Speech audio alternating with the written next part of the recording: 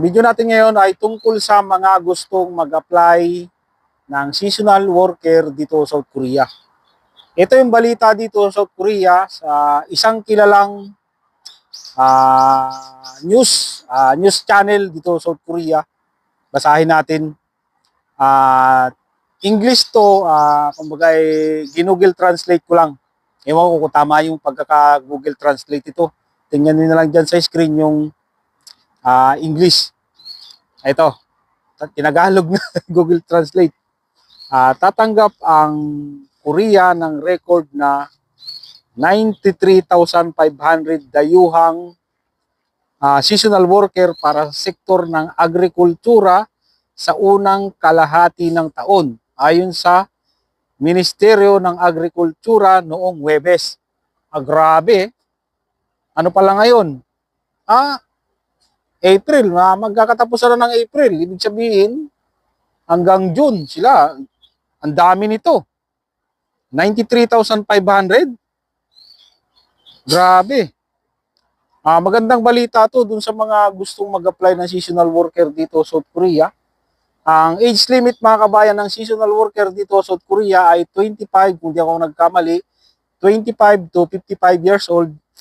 Nakadepende yan sa munisipyo. May nagbalita dati na DMW, isang TV channel sa atin sa Pilipinas, na nagsabi na DMW na rin ng mga kasiwa. Pero hanggang ngayon, sa munisipyo pa rin nag-a-apply. Parang ganun. Ewan. Siguro yung mga gusto mag-apply ng seasonal worker papunta dito sa South Korea, mag-inquire muna kayo sa munisipyo ninyo kung nagpo-proseso ng seasonal worker papunta dito sa South Korea. Ang kagandahan kasi sa seasonal worker ay hindi mo na kailangan mag-aral ng Korean language. At every 5 months o parang 6 months ay finish contract, tapos uwi ka sa Pilipinas. Ang sarap ng ganun mga kabayan, di ba? 5 months lang, uwi ka na sa Pilipinas. Siyempre, kahit pa paano, malaking kita ng seasonal worker dito.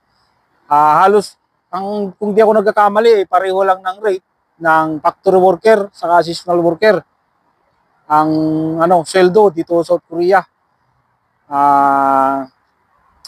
Kailangan nga lang talaga, kapag seasonal worker ka, kung gusto mong pabalik-balik ka dito, ay siguro kailangan pagbutihin yung trabaho, At kahit paminsan-minsan ay pwede kayong basa-basa ng Korean language kasi iba kasi yung may kahit seasonal worker ka, kung nakakaintindi ka ng Korean language, maaaring magustuhan kayo ng amo nyo, pagbutihin yung trabaho nyo para magustuhan ng amo at pabalik-balikin kayo dito sa South Korea. At ito yung bad news naman mga kabayan, kasi alam niyo na, ang seasonal worker, minsan may, may tinatawag na broker Yun ang pangit Yung mga broker, siyempre, may bayad na hinihingi ang mga yan. Basahin natin ito. Yung isang lugar dito sa South Korea na nangaargabyado ng Pinoy pa. Ito, basahin natin. Isang Pilipinong seasonal worker ang binayaran lamang ng 235,000 won.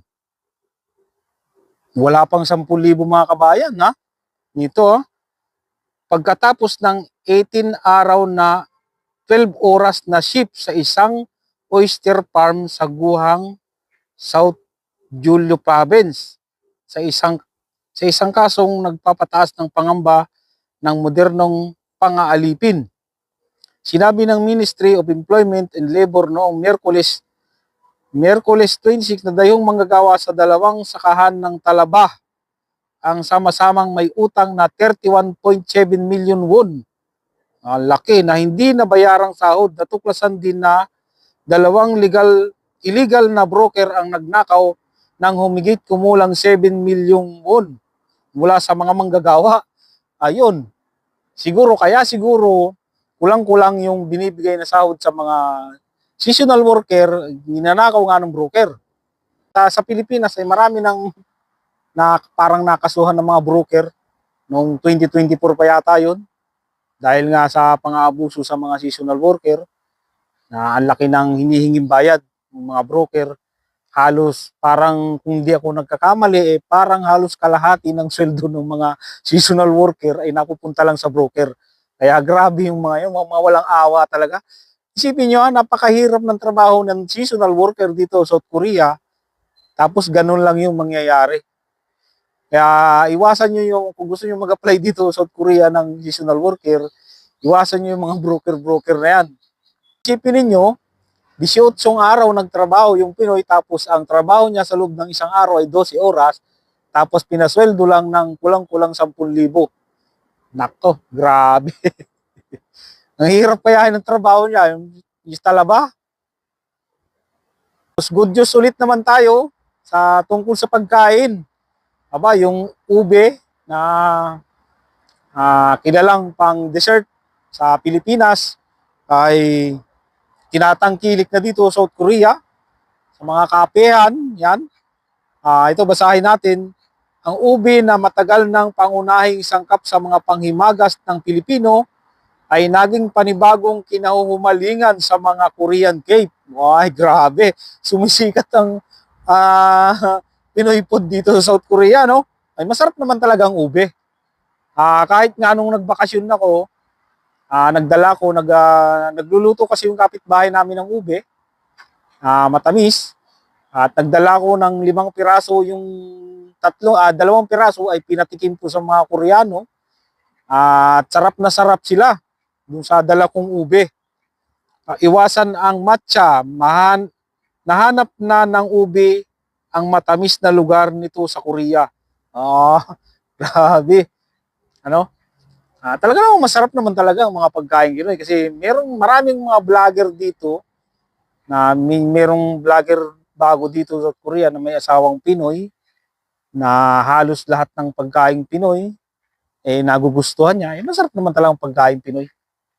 Sa totoo lang, mas masarap talaga yung pagkain Pinoy kaysa dito sa pagkain Korea, no? Siyempre, Pinoy tayo gusto natin Pinoy food. Yung Jollibee nga lang ang talagang parang pahirapan. Parang wala pa akong nababalitaan na Jollibee dito sa South Korea. Napakamahal siguro ng magagastos kapag magtatayo ng Jollibee dito sa South Korea, no? Mahal talaga dito sa South Korea. At kapag nagkaroon ng Jollibee dito sa South Korea, siguro kahit gano'n pa kalayo yan. Pero malamang yan kung magkakaroon man ng Jollibee dito sa South Korea, malamang ay dito yan sa Seoul. Sigurado yan. Malapit dito sa amin. Pag nagkaroon niya ng Jollibee, sigurado, dudumugin talaga yan dito. Saka sa totoo lang, masarap din naman talagang Jollibee. Lalo na yung fried chicken ng Jollibee, napakasarap yan. At, yun. Dito tayo mga kabayan, ayan.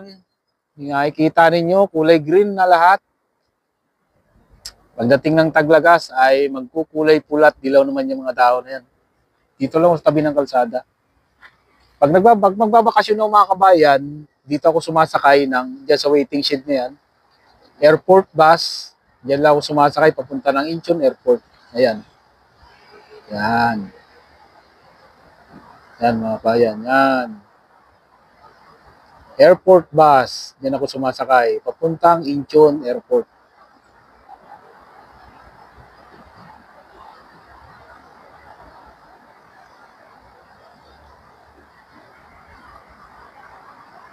Maganda magtambay-tambay dito, mahangin.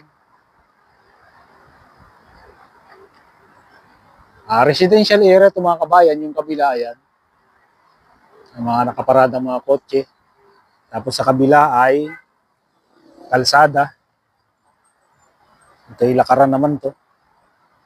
Dala ko nga yung bike ko lagi. Galing ako kanina sa tabi ng ilog. Wala pang masyadong mga bulaklak. Aabangan ko yung mga bulaklak ng rose doon. Magandang tingnan.